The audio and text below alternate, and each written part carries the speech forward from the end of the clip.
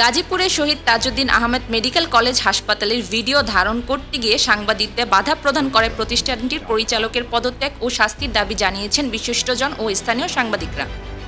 হাসপাতালে দুর্নীতি ও অনিয়ম নিয়ে মুখ খুলেন মেডিকেল কলেজ পড়ুয়া ছাত্ররা।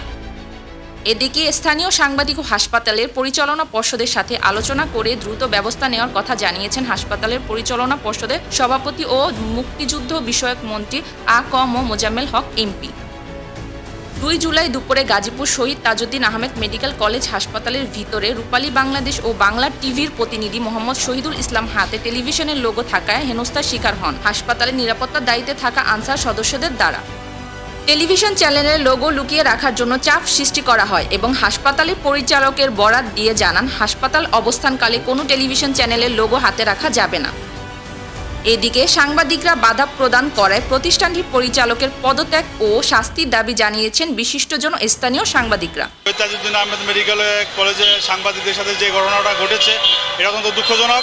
যেহেতু আমাদের এই হাসপাতালের বর্তমান সভাপতি নিয়োগ হয়েছেন আমাদের মাননীয় মন্ত্রী মহোদয় আ.ক.ম মোজাম্মেল হক সাহেব, আমি আশা করব যে ওনার মাধ্যমে তদন্তপূর্বক এইটার ব্যবস্থা নেওয়া হোক। মেডিকেলে প্রবেশে বাধার কথা বলেছেন যে তারা মন্ত্রণালয়ের অনুমতি ছাড়া প্রবেশ করতে পারবে না। এর তীব্র নিন্দা জানাই এবং প্রতিবাদ জানাই এবং এই পরিচালকের পদত্যাগ দাবি করছি আমি একজন সংবাদকর্মী হিসেবে।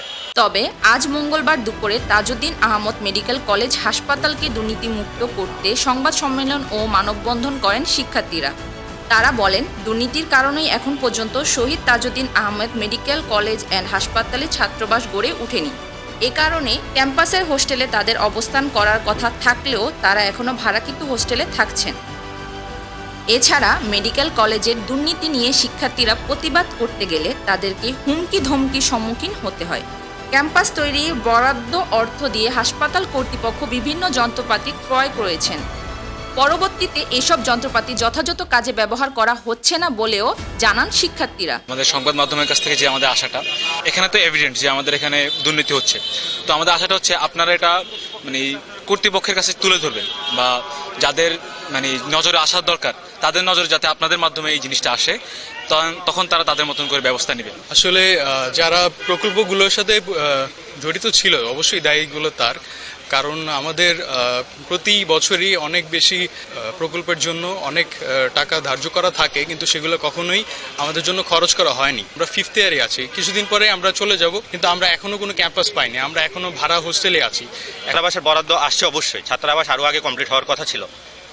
আমরা যখন নতুন আসলাম প্রথম বর্ষ দ্বিতীয় বর্ষ তখনই আমাদের উঠার কথা ছিল, কিন্তু এখন আমরা উঠতে পারিনি। আমরা 5ম বর্ষের শিক্ষার্থী, এখন কয়েকদিন পর আমরা বের হয়ে যাবো, তখনও হয়তো আমরা উঠতে পারবো না। এটা কি অবশ্যই দুর্নীতির ইফেক্ট না? তবে হাসপাতালের পরিচালকের বিষয়ে কোনো কথা বলতে চাননি জেলার সিভিল সার্জন। গাজীপুরের সিভিল সার্জন ডাক্তার মাহমুদা আক্তার বলেন, আসলে এটা আমি কি বলবো, এটা তো ওনার এরিয়া, ওনার আলাদা একটা প্রতিষ্ঠান, বুঝছেন। সিভিল সার্জন তো হাসপাতালের বাইরে, হাসপাতালের বাউন্ডারি যেটা সেটা অবশ্যই মেডিকেল কলেজ হাসপাতাল তো স্বায়ত্তশাসিত প্রতিষ্ঠান, ডিরেক্টর আছেন, ওইটা তো আমি মন্তব্য করতে পারি না। এটা প্রতিষ্ঠানটি পরিচালনা ও পর্ষদের সভাপতি ও মুক্তিযোদ্ধা বিষয়ক মন্ত্রী আ.ক.ম মোজাম্মেল হক বলেছেন, আগামী 14 জুলাই হাসপাতালের জন্য 3 জন স্থায়ী প্রতিনিধি নেওয়া হবে, তখনই এই বিষয়টি শুনে ব্যবস্থা নেওয়া হবে। আগামী মিটিংয়ে 3 জন এবং স্থায়ীভাবে হসপিটাল পরিচালনা কমিটির জন্য 3 জন প্রতিনিধি আমরা নিচ্ছি। যদিও আপনাদের দুই গ্রুপের লোকই থাকবে, তারা স্থায়ীভাবে কমিটির পরিচালনা কমিটির মেম্বার হবে, তাদের সামনে শুনবো এবং ব্যবস্থা নেবে কথা বললে। আদৌ কি দুর্নীতিবাজদের শাস্তি হবে, এমনটাই মনে করেন সাধারণ মানুষ।